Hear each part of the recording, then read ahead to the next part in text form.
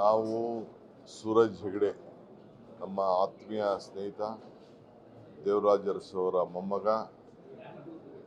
ಅವರು ನಮ್ಮ ಪಕ್ಷದ ಒಬ್ಬ ನಿಷ್ಠಾವಂತ ಕಾರ್ಯಕರ್ತ, ನನ್ನ ಜೊತೆ ಪದಾಧಿಕಾರಿ ಮತ್ತು ಗ್ಯಾರಂಟಿ ಸಮಿತಿಯ ಉಪಾಧ್ಯಕ್ಷರು.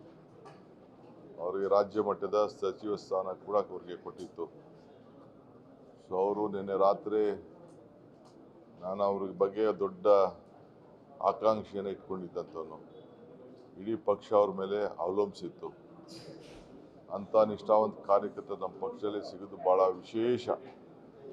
ತ್ಯಾಗ, ಮೊದಲು ಎಲ್ಲ ಸ್ಥಾನಗಳು ಯಾವ ಸ್ಥಾನನೂ ಕೇಳ್ತಿರ್ಲಿಲ್ಲ ಅಂಥ ಒಬ್ಬ ಕಾರ್ಯಕರ್ತ. ನಾನು ಹಿಂದೆ ಅವರಿಗೆ ಪಾರ್ಲಿಮೆಂಟ್ ಮೈಸೂರು ಕೊಡಿಸ್ಬೇಕು ಅಂತ ಭಾಳ ಹೋರಾಟವನ್ನು ಮಾಡಿದ್ದೆ. ಈಗ ಕೂಡ ಅನೇಕ ವಿಚಾರಗಳನ್ನು ಚಿಂತನೆಯನ್ನು ಮಾಡಿದ್ದು. ACCಯ ನಮ್ಮ ಕಾರ್ಯದರ್ಶಿಗಳವರು ಆಗಿ ನಮ್ಮ ರಾಜ್ಯ ಮಟ್ಟದಲ್ಲೂ ಕೂಡ ಪದಾಧಿಕಾರಿಯಾಗಿ ಕೆಲಸ ಮಾಡ್ತಾಯಿದ್ರು. ಸೊ ಅವರ ದುಃಖ, ಅವರ ಕುಟುಂಬದ ದುಃಖ ನೋಡೋಕ್ಕಾಗ್ತಾಯಿಲ್ಲ.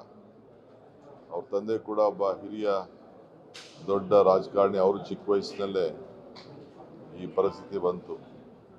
ಸೊ ನಾನು, ಪಕ್ಷ, ಸರ್ಕಾರ ಮೂರು ಜನನೂ ಕೂಡ ಪಕ್ಷ ಮತ್ತು ಸರ್ಕಾರ ಮತ್ತು ವೈಯಕ್ತಿಕವಾಗಿ ನಮ್ಮೆಲ್ಲರೂ ಕೂಡ ಭಾಳ ದುಃಖ ಉಂಟಾಗಿದೆ.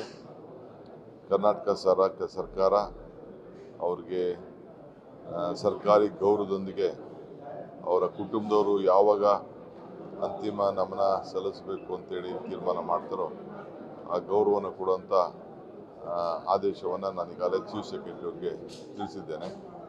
ನಾನು ಕೂಡ ಭಾಗಿಯಾಗ್ತೇನೆ.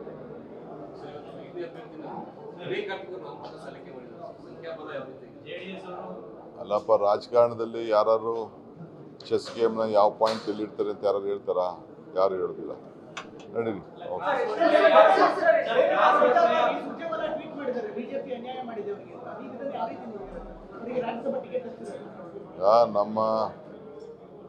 ನಾನೀಗ ಸದ್ಯಕ್ಕೇನು ಮಾತಾಡೋಕ್ಕೆ ಹೋಗೋದಿಲ್ಲ. ಅವ್ರು ಮಾತಾಡಿದ್ದಾರೆ, ನಾನು ಮಾತಾಡೋಕ್ಕೆ ಹೋಗೋದಿಲ್ಲ. ನಮ್ಮ ಪಕ್ಷ ಯಾವಾಗಲೂ ಏನು ವಿಚಾರವನ್ನು ಚಿಂತೆ ಮಾಡ್ತದೆ ಅದಕ್ಕೆ ನಾನು ಪಾಲನೆ ಮಾಡೋದು. ನೀವು ಸಣ್ಣ ಆಗ್ಬೇಕಲ್ವಾ? ಅದು ಒಂದು ಉತ್ತಮ ಆಹಾರದಿಂದ ಸಣ್ಣ ಆಗ್ಬೇಕಲ್ವಾ? ಪ್ರತಿದಿನ ನಮ್ಮ ಜೀನಿ ಸ್ಲಿಮ್ನ ಯೂಸ್ ಮಾಡಿ ಯಾವುದೇ ಸೈಡ್ ಎಫೆಕ್ಟ್ ಇಲ್ದಂಗೆ ನೀವು ಸಣ್ಣ ಆಗ್ತೀರಾ.